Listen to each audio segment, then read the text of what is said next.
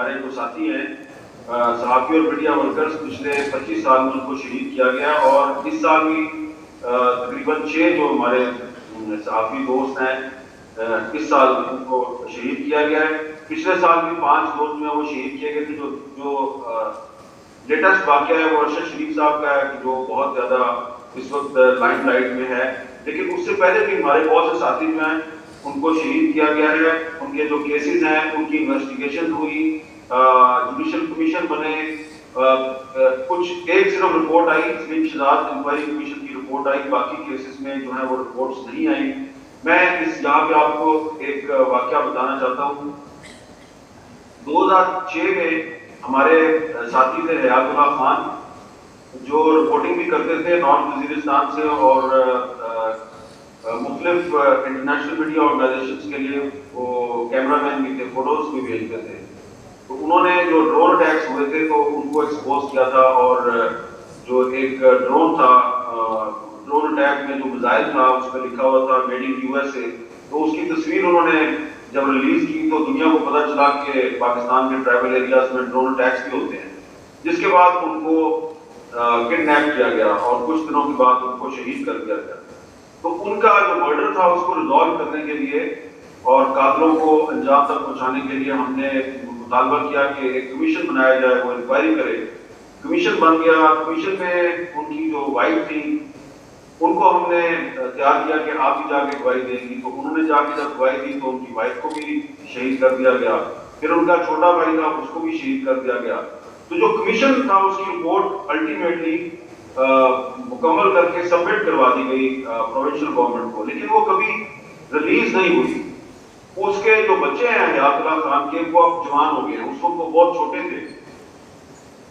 یہ 15-20 دن پہلے ان کا جو چھوٹا بھائی ہے احسان، اس نے صرف ایک اپلیکیشن فائل کی کہ جو میرا بھائی ہے حیات اللہ خان،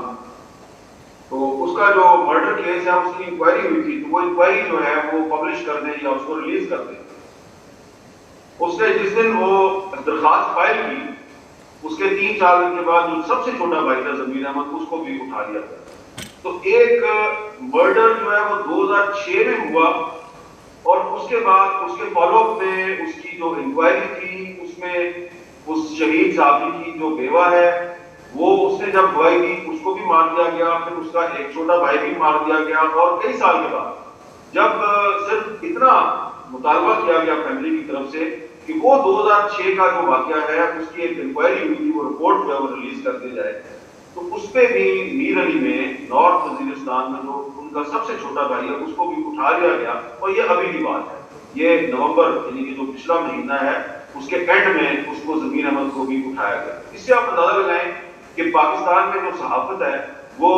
کتنا مشکل کام ہے۔ باقی جو واقعات ہیں ان کو تو چھوڑ دیں، آج ہم مطالبہ کر رہے ہیں کہ جو ارشد شریف ہے اس کا جو قتل ہے اس کی انکوائری کی جائے، JIT بنائی جائے اور قاتلوں کو انجام تک پہنچایا جائے۔ آپ دیکھیں کہ نارتھ وزیرستان کا ایک صحافی جو ہے وہ شہید ہوتا ہے، اور 2006 سے لے کے آج تک اس کی صرف انکوائری رپورٹ سامنے نہیں آتی، اور یہاں پہ ہم مطالبہ کر رہے ہیں کہ ارشد شریف کو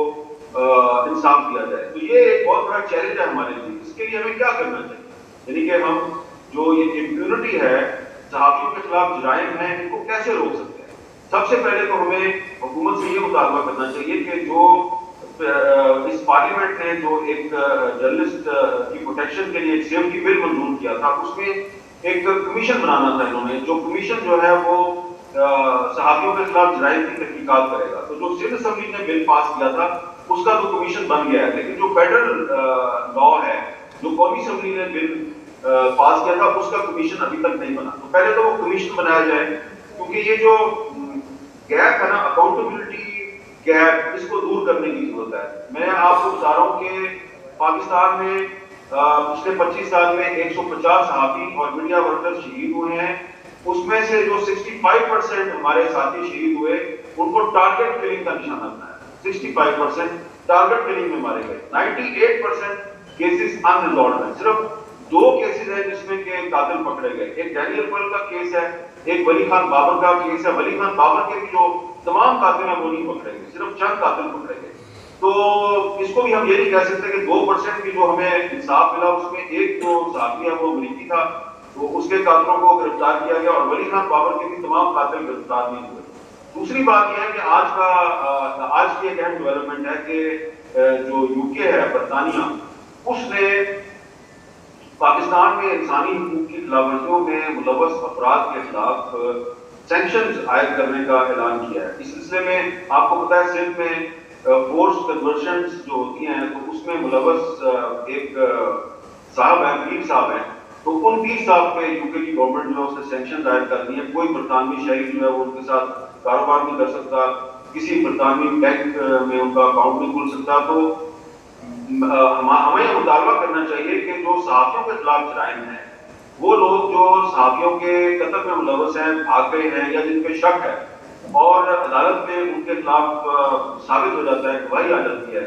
تو ان کے خلاف بھی ٹارگیٹڈ سینکشنز لگنی چاہیے۔ اس میں جو یونائٹڈ نیشنز ہے اس کو اہم کردار ادا کرنا چاہیے۔ پھر جو اخبارات کے ایڈیٹرز ہیں، ٹی وی چینلز کے جو ڈائریکٹر نیوز ہیں، اونرز ہیں، ان کو مل کر بھی امپیونٹی جو ہے اس کے خلاف ایک یونائٹڈ فرنٹ قائم کرنا چاہیے، اور جو صحافیوں کی تنظیمیں ہیں ان کو ہیومن رائٹس کی جو تنظیمیں ہیں ان کے ساتھ ایک الائنس بنانا چاہیے۔ لیکن مجھے پتا ہے کہ یہ ایسی میں تجاویز دے رہا ہوں جن پہ کہ عمل درآمد اگر ہو بھی جائے تو بڑا مشکل ہوگا امپیونٹی کو روکنا، کیونکہ پاکستان میں تو ہمیں ایک ان اناؤنسڈ سینسرشپ کا سامنا ہے۔ کراچی میں بھی، اسلام آباد میں بھی، لاہور میں بھی، پشاور میں بھی، کوئٹہ میں بھی اسٹیٹ ایکٹرز بھی اس سینسرشپ میں ملوث ہیں، نان اسٹیٹ ایکٹرز بھی ملوث ہیں، اور کسی صحافی کا مرڈر، اس کی اسیسینیشن جو ہے وہ سینسرشپ کی موسٹ بروٹل فارم ہے۔ تو میرے خیال میں ہمیں یہ ایک ایسا ایک اسٹیپ لینے کی ضرورت ہے کہ جس سے جو میڈیا فریڈم کے دشمن ہیں، وہ لوگ جو صحافیوں کو قتل کرتے ہیں اور پھر ان کو سزا نہیں ملتی، تو ان کو لگام ڈالنے کے لیے ہمیں کوئی ایسا طریقہ اختیار کرنا چاہیے کہ ان کو لگے کہ واقعی جو ہے اگر ان کو عدالتوں سے انصاف نہیں ملے گا تو ان کو ان کی نیمنگ اینڈ شیمنگ ہوگی۔ تو اس کے لیے کیا ہمیں کرنا چاہیے؟ تو آج کا یہ جو آپ کا جو سیمینار ہے، اس کے انعقاد میں committee to protect journalist, reporters without borders, free press unlimited, یہ تنظیمیں جو ہیں انہوں نے بہت اہم کردار ادا کیا، اور میں آئی اے کا جو centre for excellence in journalism ہے اس کو میں اپریشیٹ کرتا ہوں کہ انہوں نے یہ اسٹیپ لیا، لیکن تھوڑا سا ہمیں ایک اگریسو سٹانس لینے کی ضرورت ہے۔ یہ جو تینوں تنظیمیں ہیں، آر ایس ایف، سی پی جے اور فری پریس انلمیٹڈ، انہوں نے پچھلے سال نیدرلینڈ کے شہر کی ہیگ میں ایک پیپلز ٹریبیونل کا انیشیٹو لیا، جس میں دنیا کے مختلف ممالک کے کچھ صحافی جو ہیں ان کے کیسز کو سلیکٹ کیا گیا اور ان کو قتل کرنے والوں کے خلاف جو ہے ایک پیپلز ٹریبیونل بنایا گیا، جس میں ریٹائرڈ ججز تھے اور کچھ بڑے ایکسپیرینس پروسیکیوٹرز تھے، کچھ وٹنسز کو بھی بلایا گیا، اور اس میں کچھ کیسز میں بڑی پروگرس ہوئی ہے۔ تو اب اس میں ہمیں مطالبہ کرنا چاہیے کہ جو دی ہیگ میں جو پیپلز ٹریبیونل نے کام شروع کیا ہے، تو اس میں ہمارے بھی کسی پاکستانی صحافی ساتھی کا کیس جو ہے وہ شروع کیا جائے۔ میری جو انفارمیشن ہے، ایک ہمارے سندھی صحافی تھے زبیر مجاہد صاحب، ان کے اوپر کافی انہوں نے انویسٹیگیشن کیا، اس کا کیس تو چلے گا، لیکن ہمارے ملک میں پاکستان میں اتنے زیادہ کیسز ہیں صحافیوں کی اسیسینیشن کے، مرڈر کے، اتنا بڑا پرابلم ہے امپیونٹی کے۔ دی ہیگ میں ہر پاکستانی صحافی کا پیپلز ٹریبیونل میں ٹرائل نہیں ہو سکتا۔ اس کے لیے ہمیں جو پاکستان کی جو صحافی تنظیمیں ہیں اور ہیومن رائٹس کے ادارے ہیں، جو لائرز کی تنظیمیں ہیں، یہاں پہ بہت سے کمپیٹنٹ لائرز بھی موجود ہیں، تو ہمیں صحافیوں کو، لائرز کو اور ہیومن رائٹس کی تنظیموں کو ہمیں پاکستان میں بیٹھنا چاہیے آپس میں، اور پاکستان میں ایک پیپلز ٹریبیونل قائم کرنا چاہیے کہ جو صحافیوں کے خلاف جرائم ہوئے ہیں جو ابھی تک ان ریزالوڈ ہیں، تو اگر کوئٹہ میں ہوا ہے تو کوئٹہ کے لیول پہ ایک پیپلز ٹریبیونل بنایا جائے، اگر وہ پشاور میں ہوا ہے یا خیبر پختونخوا میں ہوا ہے تو پشاور میں ایک پیپلز ٹریبیونل بنائیں، اسلام آباد میں بنائیں، لاہور میں بنائیں اور کراچی میں بنائیں، اور آغاز میں بشک آپ ایک پیپلز ٹریبیونل بنائیں، لیکن پاکستان میں آغاز کریں۔ جب آپ ایک کیس پکڑیں گے اور پیپلز ٹریبیونل جو ہے اس میں اس کی ایک روایت آپ کے پاس موجود ہے، ویتنام کی جو جنگ تھی اس میں جو امریکہ جو ایک دفاعی کمیشن اختیار کرنے میں مجبور ہوا تھا، تو وہ ایک پیپلز ٹریبونل تھا جس نے امریکہ کی حکومت کو ٹرائی کیا تھا پیپلز ٹریبونل میں. تو اس کے بعد سے دی ہیگ میں یہ جو صحافیوں کے خلاف جو جرائم ہوئے ہیں اس کا بھی پیپلز ٹریبونل نے ایک جو سعودی صحافی ہیں ان کا بھی کیا ہے، ایک سری لنکن صحافی ہیں ان کا بھی کیا ہے. تو پاکستان میں اگر ہم ایک پیپلز ٹریبونل بنانے میں کامیاب ہو جائیں اور ارشد شریف سے لے کے عزیز محمد تک اور موسیٰ خان خیل سے لے کے حیات اللہ خان تک، میرے پاس ایک لمبی فہرست ہے، 4-5 کیس جو ہیں جن کی پہلے جوڈیشل کمیشن بنے، انکوائریاں ہوئی لیکن انکوائریوں کی رپورٹیں نہیں آئی. اگر ہم پیپلز ٹریبونل پاکستان میں بنا کے تو جو صحافیوں کے قتل کے مقدمات ہیں ان کا یہاں پہ ہم اگر ٹرائل شروع کریں اور وہ پبلک کے لیے اوپن ہو اور اس ٹرائل میں جس نے اپنے آپ کو ڈیفینڈ کرنا ہے وہ بھی ڈیفینڈ بھی کرے اور جس نے کسی کے خلاف آ کے گواہی دینی ہے وہ گواہی بھی دے، تو اس سے ایک پبلک اویئرنیس بھی کریٹ ہوگی اور جو لوگ صحافیوں کے خلاف جرائم میں ملوث ہیں ان افراد کو یہ پیغام جائے گا کہ ٹھیک ہے ہم عدالتوں کو تو ہم مینج کر لیتے ہیں اور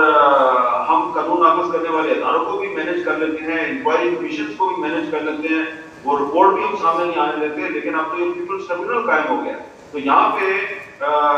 نیمنگ بھی ہوگی اور شیمنگ بھی ہوگی. تو اس لیے میں سمجھتا ہوں کہ ہمیں آج اگر امپیونٹی کو ختم کرنا ہے، we need to end impunity in Pakistan, we must start people's tribunals in Pakistan. اور یہ جو دی ہیگ میں سی پی جے، آر ایس ایف اور فری پریس انلمیٹڈ نے جو انیشیٹو شروع کیا ہے اس انیشیٹو کو پاکستان میں بھی انٹروڈیوس کرنے کی ضرورت ہے. تو مجھے یقین ہے کہ اس سے پاکستان میں صحافیوں کے خلاف جرائم جو ہیں وہ مکمل طور پر ختم تو نہیں ہوں گے لیکن ان میں کمی ضرور آئے. بہت بہت شکریہ.